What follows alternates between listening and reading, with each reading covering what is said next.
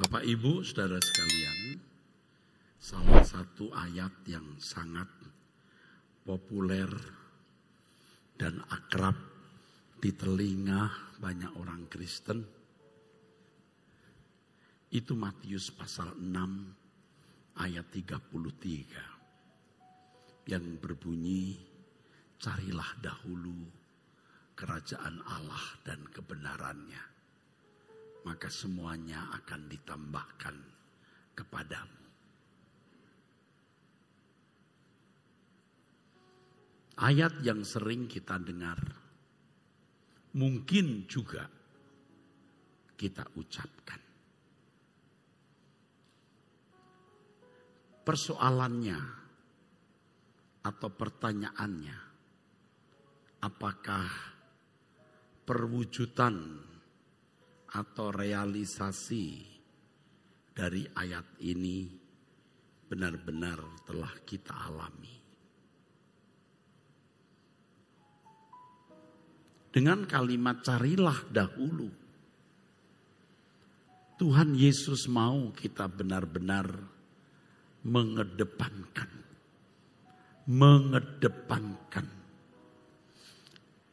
menganggap penting, menjadikan utama hal kerajaan surga itu. Hal kerajaan Allah itu, saudaraku. Selama ini seberapa penting kita menganggap kerajaan Allah di dalam hidup kita? Seberapa penting? Atau sebelum itu, mari kita persoalkan apakah saudara mengerti yang dimaksud dengan kerajaan Allah dan kebenarannya itu. Ironis,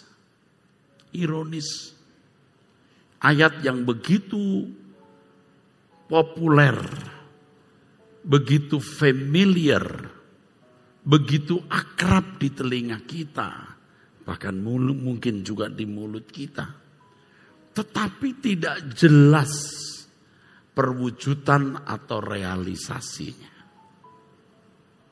Tidak berlebihan, saudaraku. Ini mengerikan. Ini mengerikan.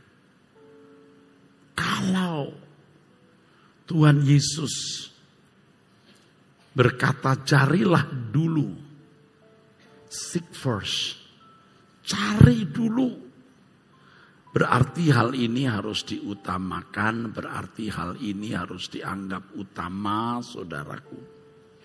Tetapi kita tidak mengalami realisasi atau perwujudan kerajaan Allah dan kebenarannya dalam hidup kita. Lalu kita merasa tenang, aman, dan juga mungkin merasa nyaman. Wah, ini berbahaya. Pasti ini keberhasilan dari kuasa kegelapan yang membutakan mata hati dan pikiran kita.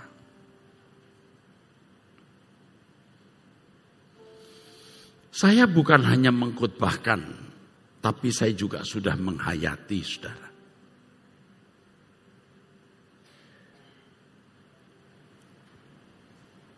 Sebenarnya betapa luar biasa kehidupan kita sebagai umat pilihan yang bisa mengenal kerajaan Allah dan kebenarannya ini. Yang tidak semua orang diberi kesempatan untuk mengenal kerajaan Allah dan kebenarannya, serta tidak semua orang diberi kesempatan untuk memilikinya, saudaraku. Carilah dahulu. Ada sesuatu yang harus kita gumuli untuk memperolehnya. Atau dengan kalimat lain, harus ada perjuangan untuk memiliki dan mengalaminya. Ingat, tidak semua orang menjadi umat pilihan.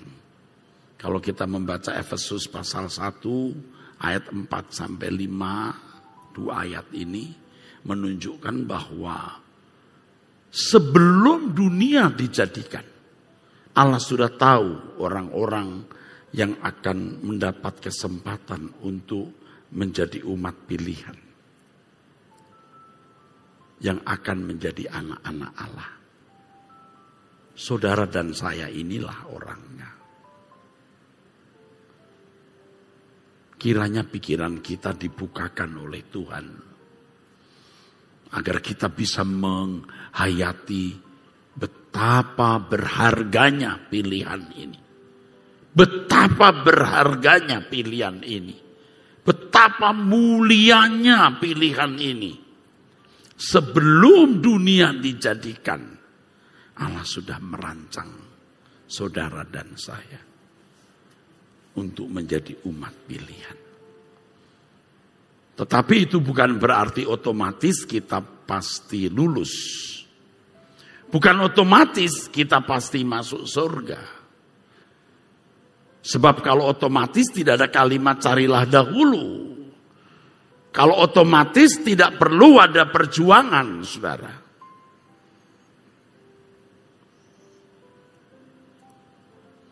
Saya khawatir perjuangan kita adalah perjuangan yang salah. Dan gereja tidak mengkampanyekan, tidak menunjukkan dan tidak mengajarkan apa yang prinsip, yang fundamental, yang mutlak harus menjadi pencarian kita, saudaraku. Jangan sampai kuasa kegelapan mengalihkan proyek abadi yang harus kita kerjakan dengan proyek-proyek abal-abal yang tidak memiliki nilai kekal. Di dalam Ibrani pasal 12 ayat 1 ada perlombaan wajib. Perlombaan wajib. Ada banyak perlombaan yang dilakukan manusia.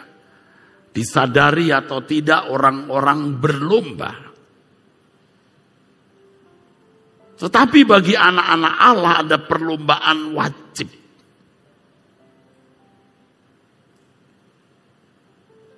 Kita perlu sekolah, kuliah,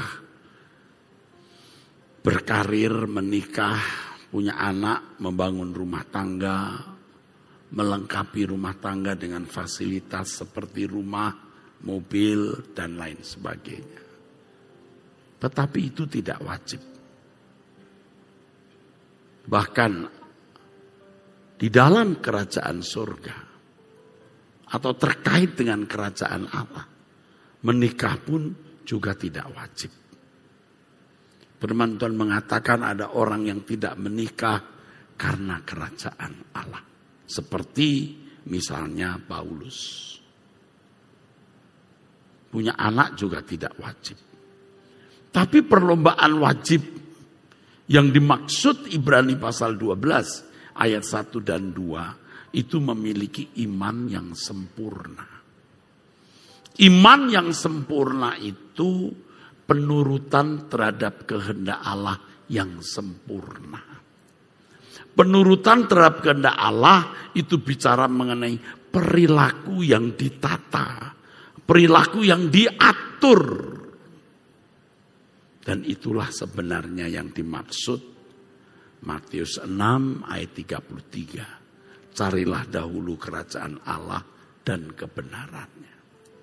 Bagaimana kita hidup dalam penghayatan bahwa kita adalah manusia yang berkerajaan.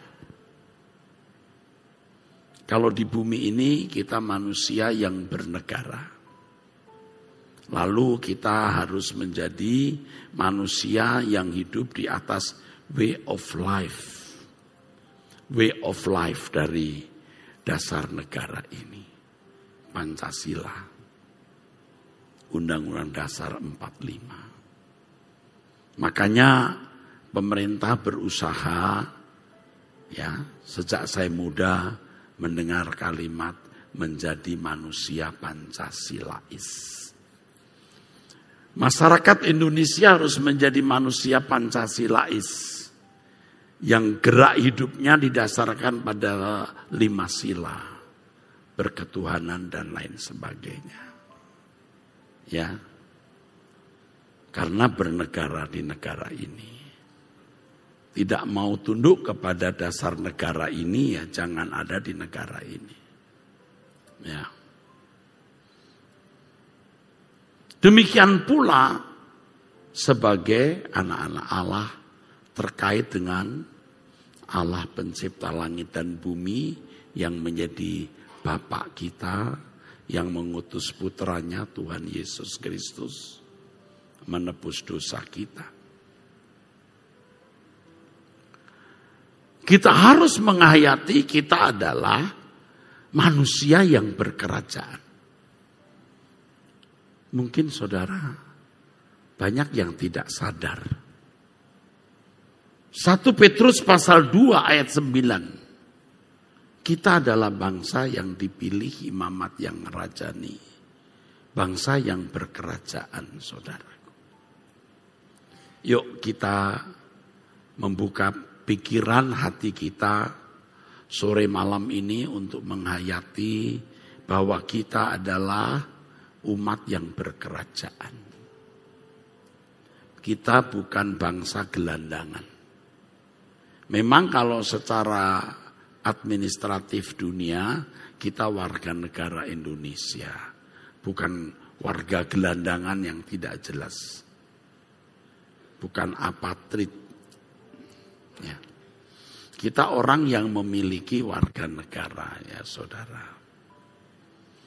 Tetapi kalau dilihat dari aspek kekekalan, kita warga siapa? Pada waktu kita masih mengenakan tubuh daging, kita membutuhkan status. Kita membutuhkan status. Maka kalau kita jalan-jalan ke luar negeri, ya seringkali kemana-mana kita membawa paspor.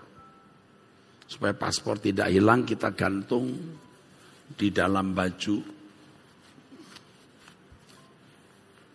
Itu identitas kita. Paspor hilang, waduh bah. Wah ribet saudara. Ngurusnya setengah mati. Ya. Kalau negara itu, maksud saya kalau kita ada di negara di mana kita memiliki kedutaan, ya bisa datang ke kedutaan. Itu pun kalau hari libur enggak bisa. Kalau hilangnya pada hari libur, wah sulit saudara. Apalagi kalau saudara di negara di mana kita tidak memiliki kedutaan seperti Israel misalnya. Waduh, itu ngurusnya sudah setengah mati. Apakah nyebrang ke Yordan dulu? Saya tidak kebayang itu saudara. Ya. Itu status kita, status yang kita perlukan secara administratif dunia.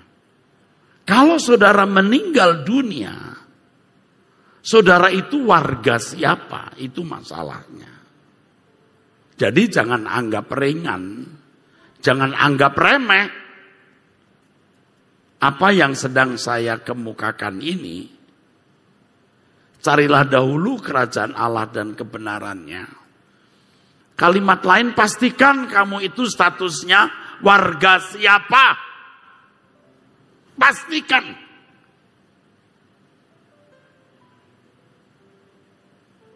Kalau kita warga negara Indonesia, kita punya paspor, stempel negara ini. Kalau saudara punya stempel enggak? Ini loh saudara, ayo kita sadar.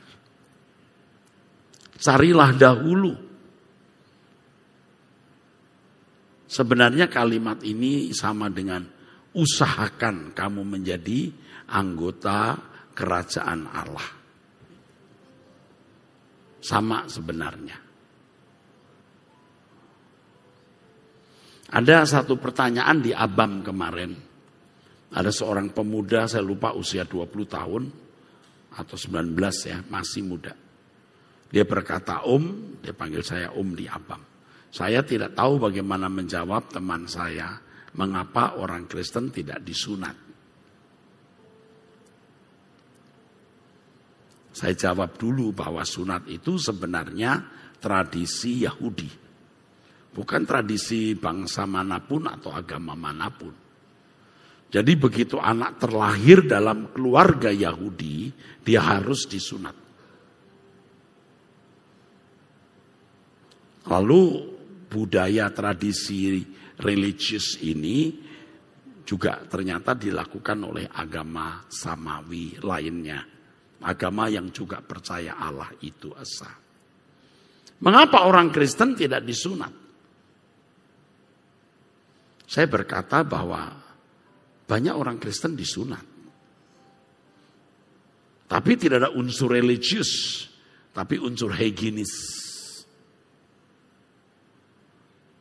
Sebab sunatnya orang Kristen itu sunat hati. Kalau orang Yahudi, sunat katan, kulit katannya. Apakah dia orang Yahudi? Coba lihat kalau laki-laki, dia disunat belum? Bapak Ibu kalau ke Israel, Bapak Ibu jangan heran ya. Ada orang-orang Yahudi yang berkulit gelap. Dari Afrika, benar-benar berkulit gelap. Tapi itu orang Yahudi. Mereka ikut berperang kalau saudara melihat tentara-tentara IDF. Itu kok ada ya kulit gelap? Itu orang Yahudi. Orang Yahudi dari Afrika yang memiliki garis keturunan Yahudi. Apa cirinya kalau laki-laki? Pasti disunat. Tidak bisa pura-pura jadi orang Yahudi. Orang yang disunat pada sudah dewasa dan sunat sejak kecil tentu beda. Nah orang Kristen sunatnya hati. Apakah dia anak Allah? Apakah dia warga kerajaan surga? Sunat hati. Itulah sebabnya firman Tuhan mengatakan, walaupun manusia lahiriah kami semakin merosot, manusia batiniah kami dibaharui dari sehari ke sehari.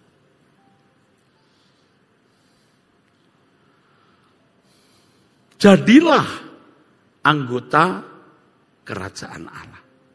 Sunatnya hati. Usahakan kamu memiliki features, karakter, sifat, natur atau nature dari kerajaan itu. Jadi yang pertama kita menghayati bahwa kita ini bukan bangsa gelandangan. Kita punya status. Masalahnya apakah saudara memenuhi statusmu sebagai anak-anak Allah? Gereja yang harus mengusahakan. Terus mengkampanyekan. Terus mendorong, mendrill saudara. Push saudara, ayo. Jadi warga kerajaan Allah. Firman-firmannya harus terus menyunat batin, menyunat hati. Makanya pembicaranya sendiri harus mengalami sunat. Kalau sunat katan itu tek selesai.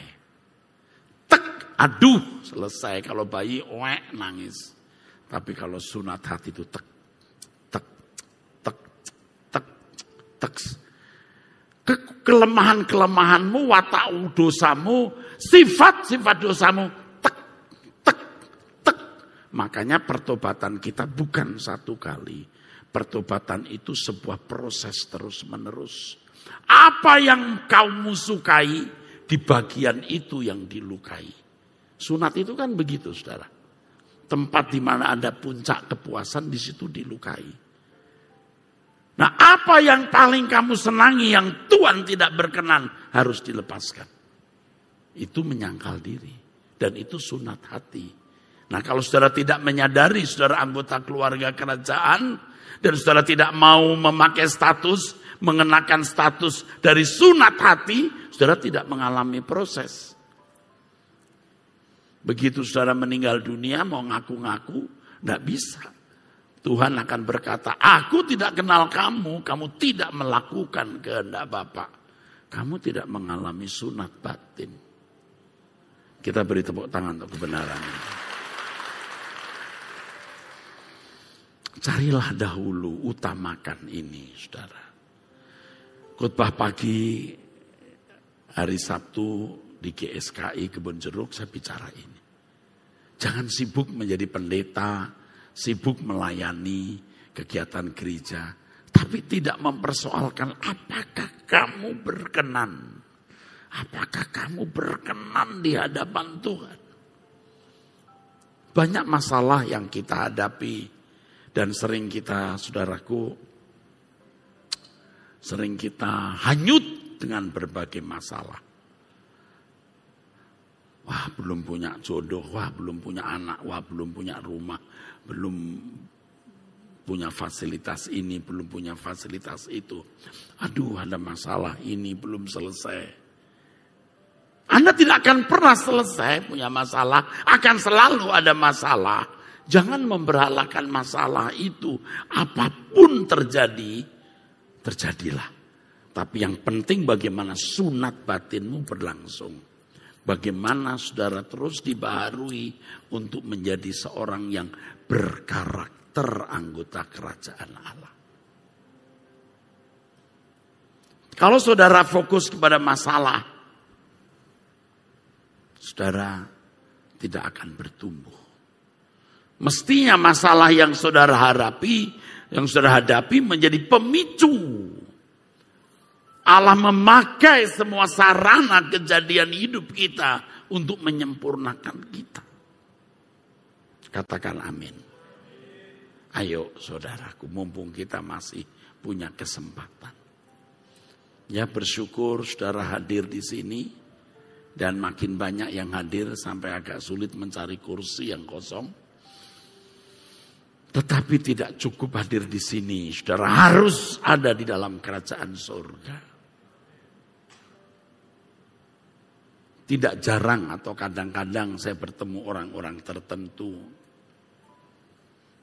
Karena satu dan lain hal, saudara, entah keadaan dia, entah masalah, entah apa begitu. Lalu saya berpikir, serius saya berpikir, nanti kalau saya ada di surga, saya harap orang ini ada di sana. Tapi bagaimana dia bisa ada di sana kalau tidak memenuhi karakteristik kualifikasi dari kerajaan Allah? Karena satu dan lain hal, entah karena masalah hidup dia, entah karena kesetiaan dia kepada Tuhan, pembelaannya untuk pekerjaan Tuhan dan lain-lain, saudara. Sungguh, kadang-kadang saya bertemu dengan orang-orang seperti itu, yang saya merasa orang ini telah melakukan apa yang baik untuk pekerjaan Tuhan yang kuemban, dan saya seperti merasa berhutang. Lalu saya berpikir, saya berharap kalau saya ada di kerajaan surga, orang ini ada nanti. Tapi bagaimana dia bisa? Tentu harus memenuhi kualifikasi sebagai anggota keluarga kerajaan Allah. Oleh sebab itu ya, pendeta-pendeta atau hamba-hamba Tuhan sebagai pemimpin di dunia ini, orang tua, sebagai pemimpin rumah tangga, itu harus terbang lebih dulu, membuka surga, membuka berkatnya. Kalau buat saya, kalau bagi saya ya, harus benar-benar ada di hadirat Allah, hidup suci, bisa membuka pintu surga, memperoleh firman dan saya bagikan kepada jemaat. Jadi bukan ide pikiran saya, tapi apa yang Tuhan mau saya sampaikan. Nah, orang tua juga begitu. Bagaimana menjadi alat dalam tangan Tuhan untuk menjadi berkat bagi keluarganya. Menjadi teladan dan sosok yang dapat dicontoh dan diteladani. Nah, gereja harus memiliki sosok itu, saudaraku. Kalau di keluarga tentu orang tua, saudara. Makanya kita harus serius untuk memiliki sifat-sifat Allah, sehingga kita memang layak disebut anak-anak Allah karena memiliki moralitas kesuciannya. Filipi pasal 3, saudara. Ya, mari kita lihat.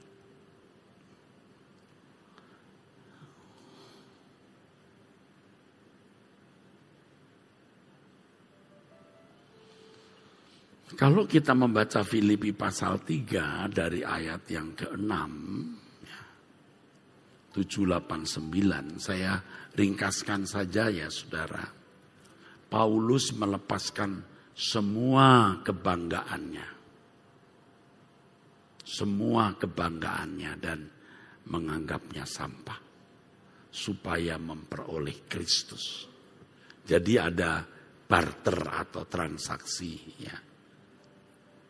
Kalau masih terikat dengan kebanggaan dunia, percintaan dunia, tidak akan memiliki Kristus. Aku melepaskan semuanya supaya aku memperoleh Kristus. Lalu ayat 17, ini yang kita baca. Saudara-saudara, ikutilah teladanku dan perhatikanlah mereka yang hidup sama seperti kami yang menjadi teladanmu. Jadi hidupnya Paulus itu standar hidup orang beriman. Standar hidup warga kerajaan Allah. Atau warga anggota keluarga kerajaan Allah. Kalau kita membaca tulisan Paulus, kesaksian-kesaksian hidupnya, itu standar yang harus diberlakukan bagi kita semua. Ikutilah teladanku dan perhatikanlah mereka yang hidup sama seperti kami yang menjadi teladanmu. Di sini Paulus membuka ruangan bahwa bukan dirinya sendiri saja yang menjadi teladan, tapi ada orang-orang yang juga menjadi teladan seperti Erastus, Timotius Tan, Jonas, Timotius Hadi, Yusuf Setiawan dan lain-lain. Kalau di rumah Bapak Ibu yang menjadi teladan. Lalu kita baca berikutnya. Karena seperti yang telah kerap kali kukatakan kepadamu dan yang kunyatakan pula sekarang sambil menangis, banyak orang yang hidup sebagai seteru. Seteru itu musuh. Musuh salib Kristus. Orang-orang yang tidak hidup sesuai dengan maksud tujuan salib itu diadakan. Salib itu diadakan untuk menebus dosa dan mengubah manusia. Tapi ada orang yang tidak mau berubah. Tidak mau berubah. Ini musuh. Dia menolak. Maksud salib itu diadakan. Kesudahan mereka ialah kebinasaan. Tuhan mereka, kurios mereka, penguasa mereka, raja mereka ialah perut mereka. Kemuliaan mereka ialah aib mereka. Pikiran mereka semata-mata tertuju kepada perkara duniawi. Kepada siapa seseorang menundukkan diri, dialah rajanya. Dialah kuriosnya. Dialah majikannya. Dialah tuannya. Karena keluargaan kita adalah di dalam surga katanya. Jadi Tuhan kita bukanlah yang lain. Tuhan kita adalah Allah. Tuhan kita adalah Allah Bapa dan Tuhan kita adalah Yesus Kristus. Kewargaan kita adalah di dalam surga, dan dari situ juga kita menantikan Tuhan Yesus Kristus sebagai juru selamat yang akan mengubah tubuh kita yang hina ini sehingga serupa dengan tubuhnya yang mulia. Wah, luar biasa. Menurut kuasanya yang dapat menaklukkan segala sesuatu kepada dirinya. Saya tadi waktu duduk di kursi itu nyanyi sambil angkat tangan. Kadang-kadang saya tidak ikut nyanyi tapi saya angkat tangan dan serius memuji Tuhan. Ada pemikiran saudara, maaf ya. Jangan-jangan ada orang-orang ini, orang-orang di sini yang hadir ini tidak menghargai nilai-nilai rohani. Kalau kita menghargai nilai-nilai rohani itu, kita di hadapan Tuhan itu hormat, saudara. Kita akan menyembah. Tidak menghargai nilai-nilai rohani juga berarti tidak peduli mengenai hal kerajaan surga ini. Tidak peduli. Makanya sebagian saudara pasti tidak menghayati bahwa saudara adalah anggota kerajaan surga. Yang itu harus benar-benar ditekuni, digumuli, karena itu yang penting, yang utama, seek first, cari dulu. Karena itu adalah perlombaan yang wajib. Saudara harus dientaskan dari pola pikir duniawi. Di sini tadi disinggung mengenai pikiran mereka semata-mata tertuju kepada perkara duniawi. Syukur loh saudara masih mau ke gereja itu, syukur loh. Masih mau mendengar firman ini dan masih bisa tarik keluar. Tapi kalau seorang sudah tidak peduli gereja, biasanya juga menganggap gereja dan pendeta itu manipulasi, ya memanfaatkan. Padahal tidak semua gereja begitu. Tapi karena kenyataan ada gereja-gereja yang model begitu, mereka merasa memiliki pembenaran. Tenang, gak usah ke gereja, brengsek orang gereja. Pendeta cuma cari uang, nipu, bohong. Dia dapat pembenaran. Padahal tidak semua gereja begitu, saudara. Ada anggota GSKI ya, saudara, Rehobot, Kebun Jeruk ya. Tapi kadang-kadang di Mall Arta Gading dan di Pluit saya lihat wajahnya. Dia bertemu dengan seorang dokter.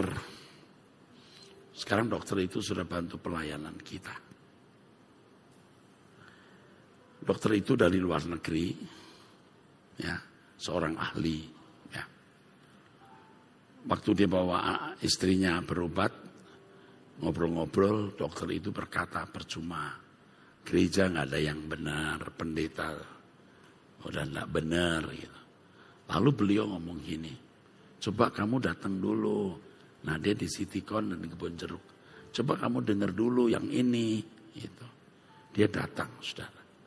Ya puji Tuhan, nuraninya masih bagus. Sekarang malah bantu pelayanan. Itu masih bisa ketolong, saudara.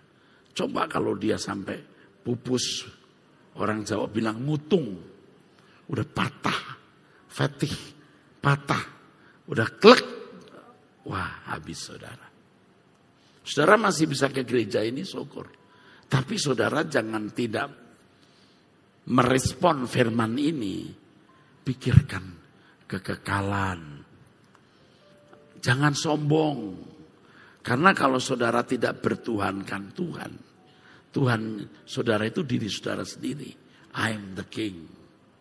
I am the law. Andalah hukumnya. Andalah hukumnya. Andalah rajanya. Mau buat apa buat. Mau lakukan apa lakukan. Gua gak peduli. Gua gak takut. Apalagi kalau dia kaya. Dia punya kenalan pejabat. Aparat keamanan. Wah sudah saudara. Lengkaplah sudah. Dia punya tahta. Sewenang-wenang, semena-mena terhadap orang lain. Waduh. Ada orang-orang seperti ini, saudara. Saya sudah menjumpai. Yang sengaja ribut dengan orang untuk menunjukkan kekuatannya. Herannya itu kuat bener loh saudara. Bener-bener saudara. Dia tidak suka terhadap seseorang, dia konflik, dia sengaja berbenturan, mau menunjukkan keperkasaannya dia, relasinya dia. Sampai orang mengakui keperkasaannya, kekuatannya. Biasanya orang-orang seperti ini, ya 11-12 ya, menunjukkan kekayaannya. Dia pasti menunjukkan bahwa dia kaya. Ini satu, ya ada dua, ada tiga, ya dengan manifestasi dan ekspresinya yang berbeda-beda. I am the king, I am the law. Dulu kalau kita ketemu orang seperti ini kita suka takut ya mengalah. Jangan sampai keluar dari gereja. Kita jaga baik-baik. Akhirnya kita jual diri. Jadi pendeta jual diri. Sekarang saya kapok. You mau keluar, keluar aja. Gereja tidak akan mati tanpa orang-orang kaya ini. Gereja akan dipelihara Tuhan. Jangan jadi orang seperti itu, sombong. Kalau kita ini anggota keluarga kerajaan Allah, kita harus submit kepada Allah. Setiap negara, setiap kerajaan pasti punya undang-undang, punya hukum. Negara kita punya hukum. Kalau kita anggota keluarga kerajaan, sudah tahu hukumnya siapa? Tuhan sendiri. Hukumnya Tuhan sendiri dengan menaruh Roh Kudus di dalam hati saudara.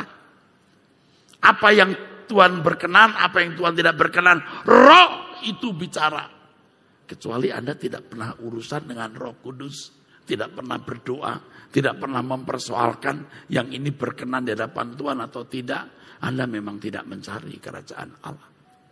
Orang yang mencari kerajaan Allah akan tekun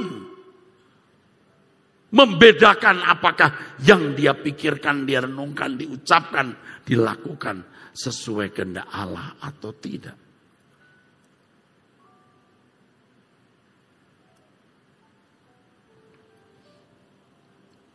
Anda bukan bangsa gelandangan di daerah netral, tak bertuan. Saudara dan saya adalah anggota keluarga kerajaan. Yang ada hukumnya, Tuhan itu hukumnya. Dan Roh Kudus dimeteraikan dalam diri kita. Anda mendukakan roh itu atau menyenangkan dia. Dan itu akan menjadi legalitas. Saudara anggota keluarga kerajaan atau tidak.